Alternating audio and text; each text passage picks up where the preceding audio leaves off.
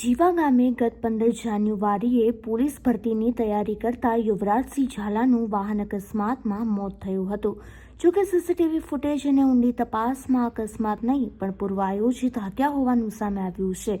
મરણ જનારના ઠપકા અને ભાઈની આત્મહત્યાનું મન દુઃખ રાખી સગા ભાણેજ દિવ્યરાજસિંહ જાડેજાએ મિત્ર સાથે મળી બોલેરો ગાડી યુવક પર ચડાવી દીધી હતી. નાયબ પોલીસ અધિક્ષક જે.ડી. પુરોહિતની ટીમ દ્વારા ગણતરીની કલાકોમાં જ બંને આરોપીઓને ઝડપી પાડી જેલ હવાલે કરવામાં આવ્યા છે.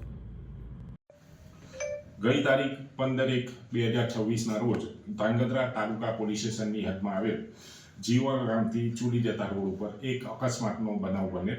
જે અકસ્માતની અંદર મરણ જનાર યુવરાજસિંહ સુખદેવસિંહ ઝાલા, ઉંમર વર્ષ 29, રહે જીવા ગામ, જેઓ પોલીસની પરીક્ષાની ભરતીની તૈયારી કરતા હોય અને વહેલી સવારે 5-5:30 વાગે પોતાના ઘરેથી નીકળી જીવા ગામથી ચૂડી ગામના રોડ ઉપર પોતે રનિંગ કરતા હતા. આ દરમિયાન એક અજાણ્યું વાહન આવેલ અને રનિંગ કરનાર યુવરાજસિંહને ટક્કર મારીને પાડી દીધેલ અને યુવરાજસિંહનું બનાવની જગ્યાએ જ મૃત્યુ થયેલ.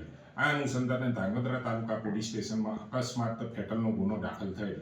જેની તપાસ દરમિયાન ધાંગધ્રા તાલુકા પોલીસના incharge Shri police inspector NH Chudasama સાહેબે જાતેથી તપાસ સંભાળેલ અને પોતે આની અંદર અકસ્માતનો અનડિટેક ગુનો હોય જાતેથી મહેનત કરતા પોતાના સ્ટાફના માણસો સાથે ચૂડી તથા જીવાગામ રોડ ઉપર જેટલા પણ સીસીટીવી ફૂટેજો આવેલા એની ચકાસણી હાથ ધરેલ. આ દરમિયાન સરા ચોકડી જે હળવદની હદમાં આવેલ છે, સરા ચોકડી પાસે એક ચાની કેટલી આવી જે આગળ સીસીટીવી ફૂટેજ મળી આવેલ, જેમાં એક અજાણ્યું નંબર વગરનું બોલેરો વાહન મળી આવેલ. જે બોલેરો વાહન ઉપર નંબર પ્લેટ લગાવેલ ન હતી, એની પર સ્ટીકર અને પેપરો મારેલ હતા.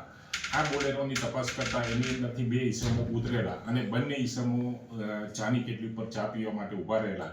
જે બંને ઈસમોના સીસીટીવી ફૂટેજ મેળવી અને આ કામના ફરિયાદી શ્રી જે યુવરાજસિંહના પિતા થાય છે સુખદેવસિંહને આ બંને ફોટાઓ બતાવતા તેના પિતાશ્રીએ તથા જીવા ગામના રહીશોએ આ ઈસમોને ઓળખી પાડેલ. જે ઈસમનું નામ હતું દિવ્યરાજસિંહ ગંભીરસિંહ જાડેજા, જે હાલમાં રહે છે વાંકાનેર. અને દિવ્યરાજસિંહ જે છે એ આ કામના ફરિયાદીનો સગો ભાણેજ થાય છે અને અગાઉ તેઓ પોતાના ઘરે જ જીવા ગામે રહેતા હતા અને જીવા ગામે રહેતા હતા. આ દરમિયાન મરણ જનાર તથા હાલના ફરિયાદી તેના પિતાશ્રી સાથે નાની બાબતોમાં ઝઘડો થતો હતો અને હાલના જે આરોપી છે તેના સખાભાઈએ પણ અગાઉ 4-5 વર્ષ પહેલા આત્મહત્યા કરેલ. જે આત્મહત્યાનું કારણ પણ અત્યારના મરણ જનાર તથા તેના પિતાશ્રી ફરિયાદી છે તેઓ હોવાનું અને અનુમાન કરેલ અને છેલ્લા ઘણા સમયથી તો પોતે નક્કી કરેલ કે યુવરાજસિંહ તથા તેના પિતાશ્રીને આ બાબતે એની પાસે બદલો લઈશું.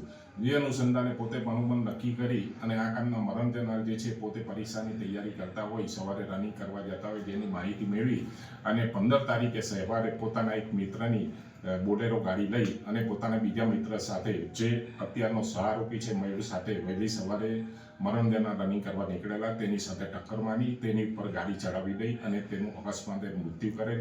જે અનડિટેક ફેટલનો ગુનો તાલુકા PICએ મહેનત કરી અને શોધી કાઢેલ છે. બંને આરોપીને ગઈકાલે સાંજે 5:15 વાગે અટક કરવામાં આવેલ છે. અત્યારે આગળની તપાસની કાર્યવાહી ચાલુ છે અને નામદાર કોર્ટની અંદર આજે બંને આરોપીઓને રજૂ કરી અને દિન 5ના રિમાન્ડ મેળવવાની કાર્યવાહી હાથ ધરવામાં આવનાર છે.